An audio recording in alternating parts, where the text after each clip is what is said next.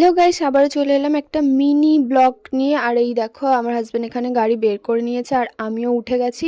কারণ কি মাঝরাতে ইচ্ছা করেছে দুজন মিলে একটু চা খেতে যাব আর কিছু কুকিজ নিয়ে আসবো। তো এই দেখো অন্ধকারে আমার ফেসটাও একটু দেখিয়ে দিলাম।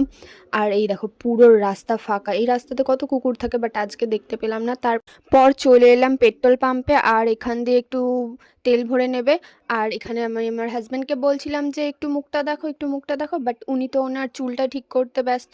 তো ওখান থেকে তেল টেল ভরে আরেকটু চলে এসেছি আমি, সেই ক্লিপটা নিইনি। তো এখানে একটা দোকানে, এটাও একটা চায়ের দোকান, এখান থেকে কিছু কুকিজ নেবো, এই কেক টেক সব কিছু নিয়ে নিয়েছি।